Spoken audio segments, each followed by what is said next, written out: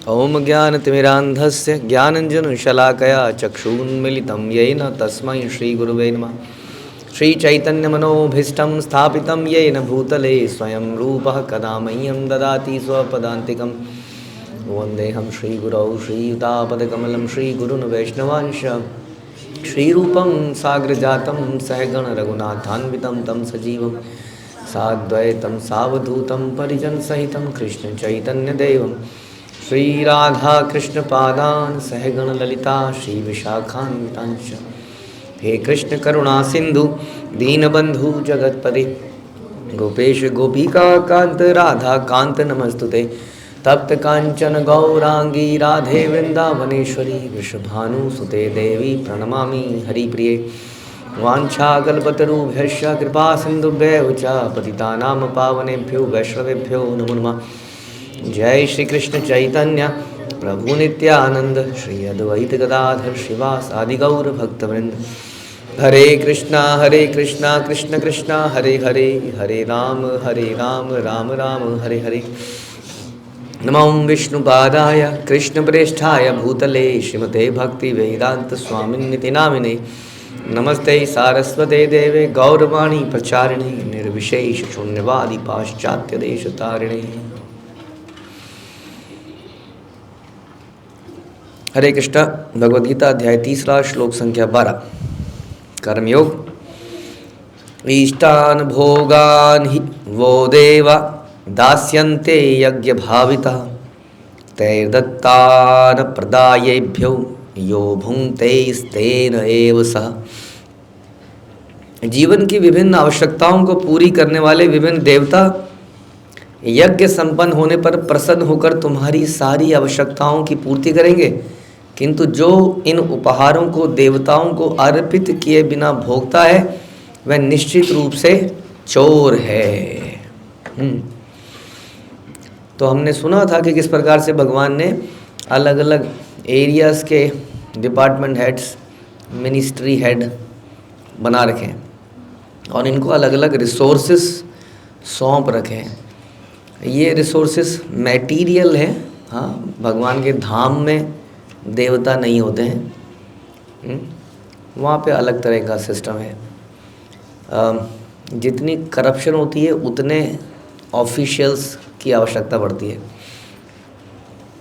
एक perfect world में किसी ऑफिसर की ज़रूरत नहीं है, किसी अकाउंटेंट की ज़रूरत नहीं है। समझ में आ रहा है?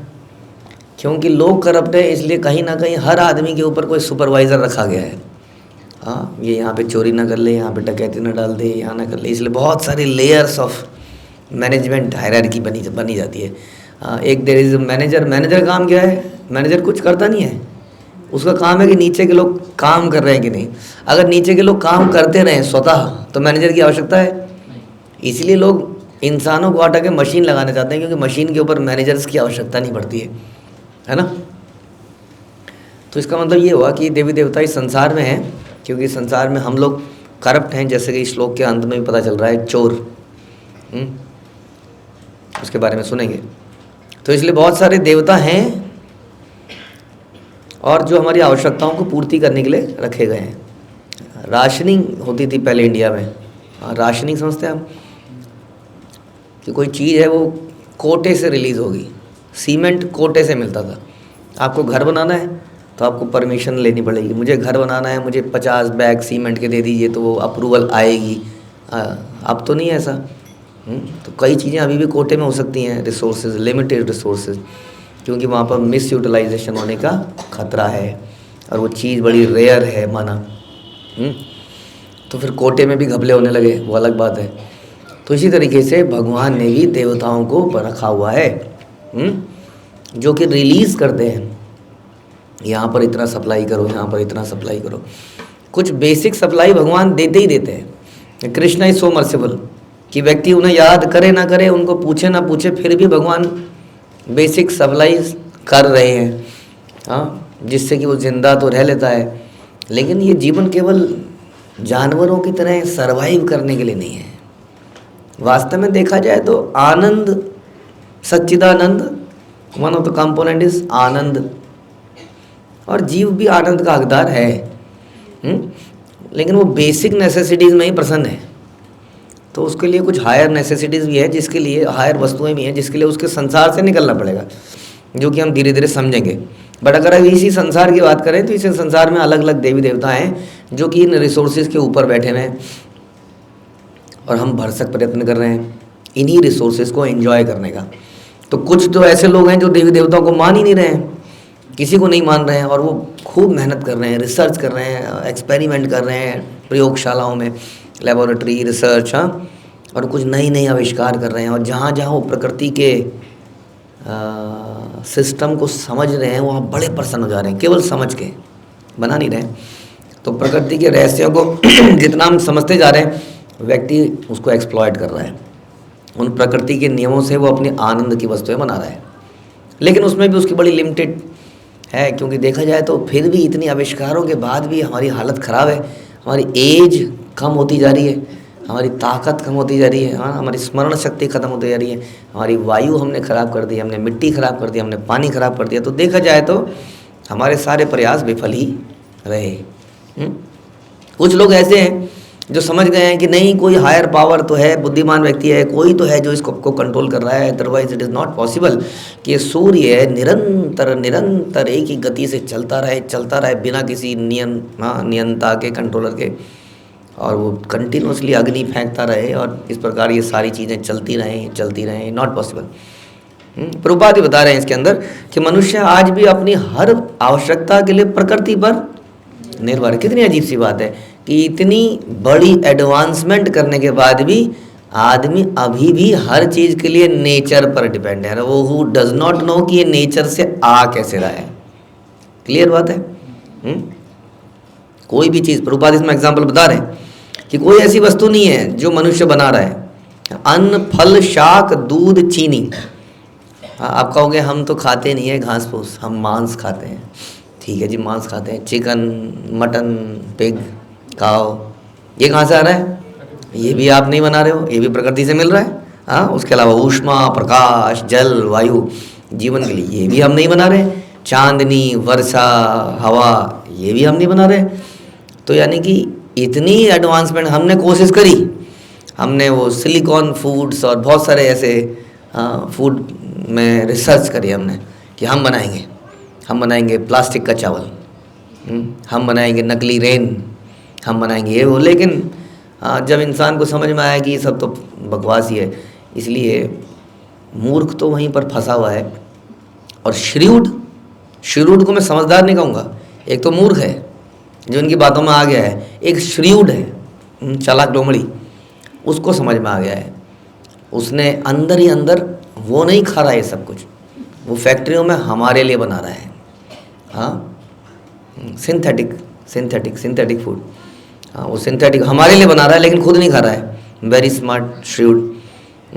और कुछ लोगों को समझ में आ रहा है, वो ऑर्गेनिक ढूंढ रहे हैं, और ऑर्गेनिक महंगा होता जा रहा है। हाँ, यानी नेचुरल चीज़ महंगी होती जा रही है, और जिसमें रिसर्च एंड डेवलपमेंट के करोड़ों रुपए लगे हैं वो सस्ती होती जा रही है। हाँ, तो यानी कि हमारे बहुत भरसक प्रयत्न के बाद भी हम नेचर के ऊपर से अपनी डिपेंडेंसी को ख़त्म नहीं कर पाए। तो कुछ लोगों ने कोशिश करी इस प्रकार, कुछ लोगों ने क्या किया, समझ गए कि डिपेंडेंसी तो है भैया, इतना दिमाग उनके अंदर आ गया, कुछ तो डिपेंडेंसी है, कोई तो है। तो उन्होंने क्या किया, उन ठेकेदारों को प्रसन्न करने का प्रयास किया। ठीक है, अच्छी बात है, जिससे आप ले रहे हो उसको थैंक यू तो बोलना ही चाहिए। लेकिन आपने क्या किया, थैंक यू बोलते ही उसको अपनी पॉकेट में डाला और निकल लिए। समझ में आ रहा है? हमने आपको कुछ चीज़ दी, आपने कहा हमने आपको कुछ खाने को दिया, आप खाएंगे, तो आपने ऐसे झपट्टा मारा जैसे आप बस वेट ही कर रहे थे कि पूछे तो सही। आपने कहा थैंक यू, हम खा गए। अब मैंने तो पूछा ही, मैं खा रहा था, मैंने कहा आपसे पूछना खाएंगे क्या, आपने ऐसे छीना, आपने कहा थैंक यू और खा गए। ऐसे व्यक्ति क्या कहेंगे? तो वो बता रहे हैं हाँ, ये व्यक्ति भी चोर है वास्तव में। क्योंकि क्या हमारी ड्यूटी बनती है कि अगर मैं किसी से कुछ मिल रहा है, इतने सारे गिफ्ट मिल रहे हैं और हम कुछ कर नहीं पाए बाय द वे इतने सालों में, वो भी हमें समझ में आ गया। अब हम डिपेंडेंट हैं, हमें समझ में आ गया, फिर भी हम क्या कर रहे हैं, we are not grateful, we are not thankful. इसलिए वो कहते हैं ना कि one who is not grateful is great fool है वो। वो सोचता है कि हाँ मैंने इसको पागल बनाया, आज मैंने उसको पागल बना दिया, आज मैंने वो सब्जी वाला सब्जी दे रहा था, उसने हिसाब गलत लगा लिया, पागल बना दिया उसको। ऐसे छोटे छोटे छोटे छोटे बहुत सारे लाभ। हाँ, और हम बड़े प्रसन्न हैं उन लाभों से। एक्चुअली में वी आर ग्रेट फूल्स, क्योंकि we don't know the theory of karma, कि ये कार्मिक रिएक्शन हमें बांध रहे हैं संसार में। If you are not giving it back और if you are not using it, so question ये आता है कि जब इतना कुछ व्यवस्था बनाई गई है, उसके कंट्रोलर्स भी हैं, देवताएं हैं, और उसके ऊपर भी कोई होगा, भगवान है, तो इन सारी चीज़ों को कोई सप्लाई करे जा रहा है, तो उसका पर्पस क्या है? एक बार तो पूछ लेते हैं, है ना। जैसे पिताजी हमें बचपन से कुछ दिए जा रहे हैं, तो एक बार तो हम पूछ ही सकते हैं कि आप क्या चाहते हैं, व्हाट डू यू वांट, आपको मैं कैसे, how can I please you, ये पूछ सकते हैं कि नहीं। लेकिन अनग्रेटफुल आदमी कभी नहीं पूछता। वो जिक्र, जैसे कि कई लोग ऐसे होते हैं, जैसे कि आप कुछ अच्छा कर दोगे, जैसे कि माना कोई पति है, वो घर में अगर पत्नी पूछेगी कैसा बना है आज, खाना कैसा था, हाँ, तो कभी नहीं बोलेगा अच्छा था। क्यों नहीं बोलेगा? क्योंकि बोलेगा अच्छा था तो पता नहीं क्या मांग लेगी, कुछ मांग लेगी। यदि किसी की कोई तारीफ कर दो, हाँ, तो आदमी वाला सर पे चढ़ जाएगा, कुछ मांगने लगेगा, हाँ ठीक था। थोड़ा सा टेंशन बना के रखो, कभी किसी की तारीफ मत करो, कभी किसी के लिए ग्रेटफुल मत लो। हाँ, कभी बोलो मैं आपके लिए क्या कर सकता हूँ, अरे कुछ बता ही दिया तो। इसलिए कई लोग पूछते नहीं हैं ऐसा, ऑल्दो हम सुनते तो ऐसे ही हैं कि स्पिरिचुअल लाइफ कैसे सक्सेसफुल होती है, but nobody wants to ask. अगर मैंने पूछ लिया कि आप क्या चाहते हैं, तो कोई बता ही देगा, और बता ही देगा तो करना ही पड़ जाएगा। नहीं करेंगे तो फंसेंगे, करेंगे तो फंसेंगे। इसलिए पूछो ही मत, बताओ ही मत। This is called ungrateful person. तो mostly we have become ungrateful. जैसे कि हाँ, आप कहीं पर अगर आप लिख दें यहाँ पर दो चीज़ें, हाँ, वन इज़ क्या कहेंगे, एप्रिसिएशन, हाँ, and observation. Your observation, your feedbacks. तो कौन सी खिड़की पे लाइन लगेगी? फीडबैक की खिड़की पे लंबी लाइन लगी होगी। तो we want to give that, लेकिन हम अप्रिसिएशन कभी करना नहीं चाहते हैं। वही क्यों अप्रिसिएशन करते ही, इसलिए संसार, वो एक पोस्ट भी है ना आजकल, critics, film critic, political critic, हाँ, अप्रिशिएटर की कोई क्वालिफिकेशन देखा नहीं सुना है। Appreciator no, appreciate not it, critic बताइए। और व्यक्ति भी यदि किसी चीज़ में कुछ कमी निकाल पाता है तो वो सोचता है कि मैं बुद्धिमान हूँ, तो निकालना ही व्यक्ति कमी चाहता है। इसलिए वो अनग्रेटफुल बाय हार्ट क्या बन चुका है? अनग्रेटफुल। इसलिए उसको कोई सुपीरियर पावर दिखती नहीं है, या दिखती भी है तो क्या कर देता है? आंख बंद कर लेता है। मिल रहा है ना। तो जैसे सड़क पे यदि आपको 1000 रुपये का नोट मिलेगा तो आप क्या करना चाहेंगे? आप इधर उधर ज़्यादा देखेंगे नहीं, क्योंकि इधर उधर देखने में कोई कह सकता है हाँ इधर इधर, आप उठाएंगे और ऐसे निकल जाएंगे जैसे आपने कुछ देखा ही नहीं। इसको क्या कहेंगे ऐसे व्यक्ति को? चोर।